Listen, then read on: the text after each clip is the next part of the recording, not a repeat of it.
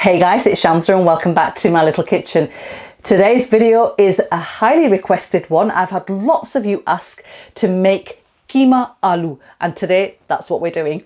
Now this recipe is one that has been handed down to me by my sort of like mum and my grandma to her. So it's an authentic sort of like dish, simple ingredients, but absolutely fantastic finished product at the end.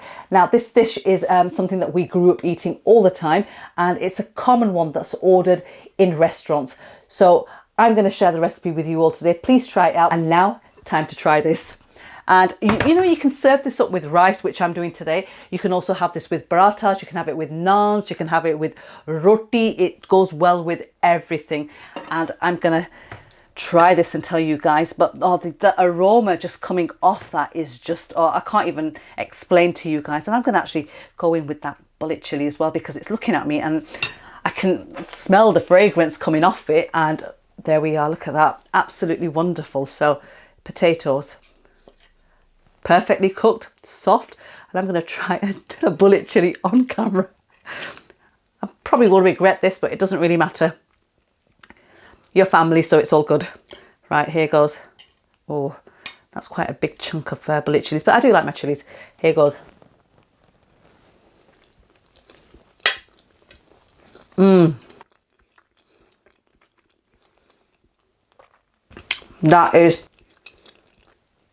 That is just amazing.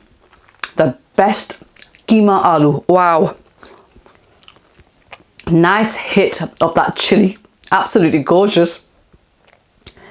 The spices are just spot on. The keema is just cooked to perfection. Potatoes are super soft but still holding their shape, and that's the reason why you always use potatoes which sort of like hold their shape, like salad potatoes or red potatoes like I'm doing.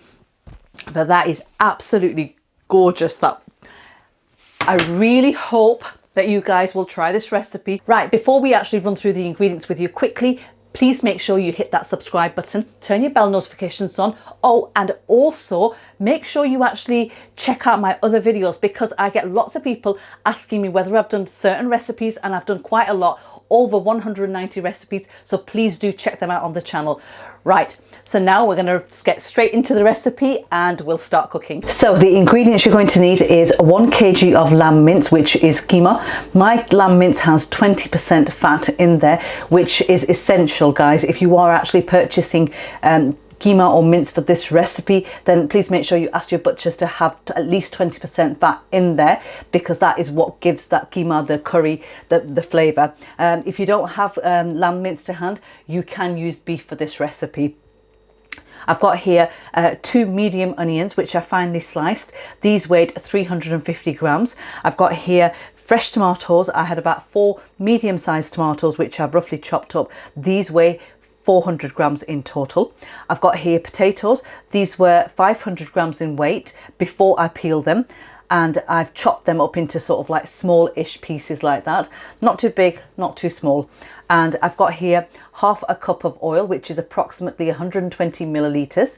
And I've got here 2 frozen pieces of garlic and ginger cubes, which I just purchased from my local supermarket, which is Morrison's. You can find them in Tesco's, Sainsbury's. Now, if you don't have these frozen cubes, then substitute each cube here for 1 tablespoon of your puree or paste. Now, I've got the following spices here. I've got 2 teaspoons of salt, coriander powder, Deghi mirch, which is a Kashmiri chili powder, which adds a really nice flavour and colour but not the heat. I've got here 1 teaspoon of regular chili powder and the same of turmeric powder. I've got some whole spices. I've got a cinnamon stick roughly the size of my thumb. I've got 3 bay leaves and 2 black cardamom pods. I've got half a tablespoon of homemade garam masala, and I've also got 1 heaped tablespoon of dried fenugreek leaves. I've also got 4 bullet chilies, and I've got fresh coriander to garnish right at the end. The chilies, you can add them if you wish, you don't have to. I like the pop of colour and also the slight heat that they give. And we've also got water to use as and when we need to. So let's start cooking. Right, I've got my pan here. It's nice and hot. My heat setting is currently on a 7. So I'm going to go in with the oil first of all. and just give that a couple of seconds just to heat up and come up to temperature. And then straight in with the whole spices. And then we're going to add the onions and we're going to fry them until they're nice and golden brown in colour. And that should take approximately 8 to 10 minutes. And I'll show you how they look once they're done.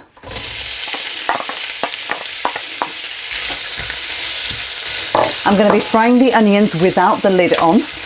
It's been around 12 minutes that I've been frying the onions. Now I did say 8 to 10, but it took slightly longer. Now you can see that they're golden brown in colour, and into this I'm just going to add a little bit of water, like that, just to stop them from cooking any further. And then I'm going to throw in my ginger and garlic cubes. Just give the ginger and garlic a few minutes to cook, just to get rid of the rawness. Right, okay, so we've cooked off the ginger and garlic for a couple of minutes, and I'm going to add my tomatoes straight in, my spices, and just give that a mix.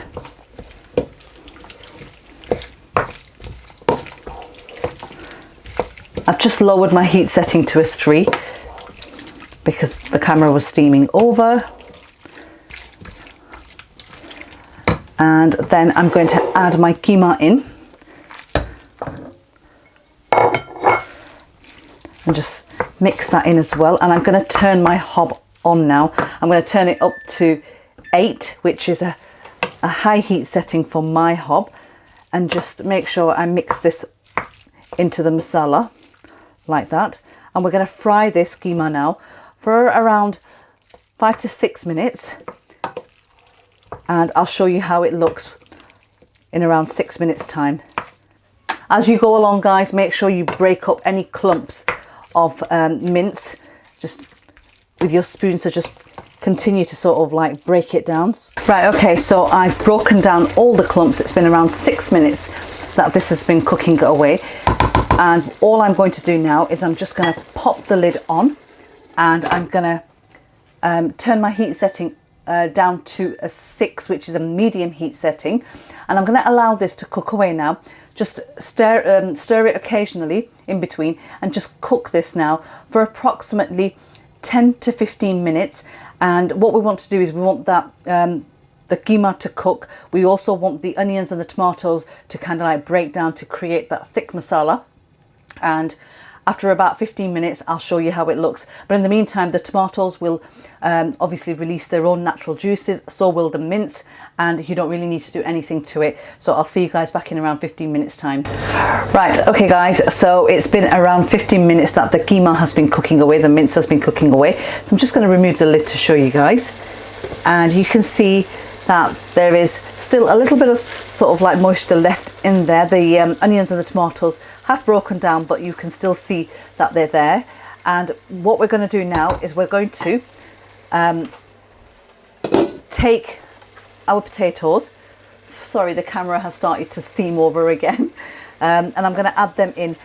Now, this process that we're doing now is we're going to start the bunning process of the curry. And the reason why I've added the potatoes in with the keema, with the mince, and we're going to start the bunning process is because it just saves a little bit of time, rather than sort of like doing it the other way around, where you're starting the bunning process, which is the cooking off the keema and stuff and frying it. So this is just going to be a slightly more quicker version of cooking this curry. So I've added the potatoes in, and we're just going to start the bunning process now. That's going to be done for around 10 to 12 minutes time.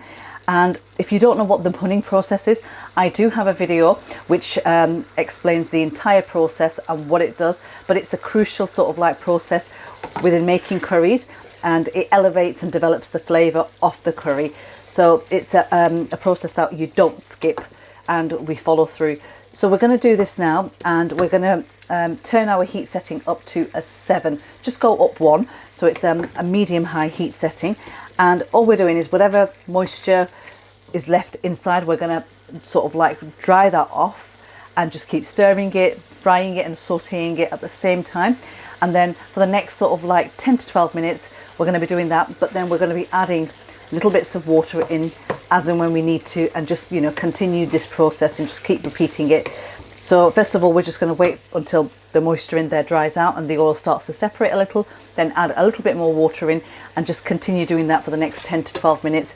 And at the end of it, you'll realize and you'll see that the onions and the tomatoes will break down really nicely to give a really nice thick masala. And I'll show you how it looks in around sort of like 12 minutes time. Right, okay guys, just coming back to this, I just wanted to show you just how much water I actually put in when I actually do the bunning process. So you can see that the moisture that was in there when we first started the bunning process has evaporated, and I've just lowered my hob setting down, and we're just going to go in with a little bit more water, just like that, and that's probably around three tablespoons, 4 maybe, and I'm going to turn the heat up again now, and again just continue doing that for sort of like the next 10 to 12 minutes. And I am using boiled kettle water because I want the temperature to remain the same in the pan as it is with the water, so it just helps and it just sort of like maintains that. So I just quickly wanted to share that with you guys. And the potatoes that I'm using are actually red potatoes. You want potatoes that are actually going to hold their shape. So avoid using things like baking potatoes that sort of like soften up quite quickly. Baby new potatoes, red roosters are perfectly fine to use. Okay guys, I've been bunning this for around 12 minutes. You can see that the oil has started to separate and come around the edges and to the top as well. And now into this I'm going to throw in my green chilies, and I've got here 250 millilitres of boiled kettle water, which I'm also going to add in, and just give that a mix like that. That's just going to help loosen the curry up, and even though the potatoes are more or less done, they're just going to cook them through fully. And then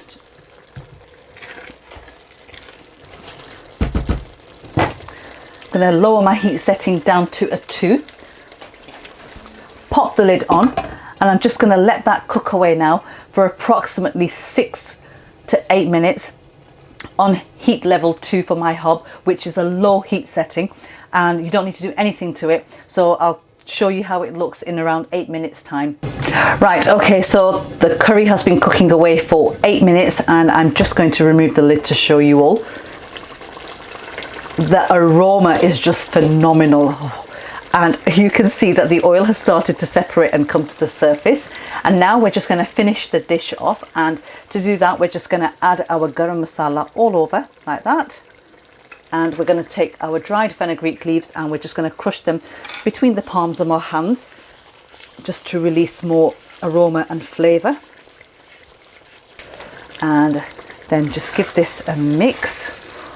This just brings back so many memories of when Mum used to make this for us, and oh, it's the best thing ever. Just look at that, absolutely wonderful.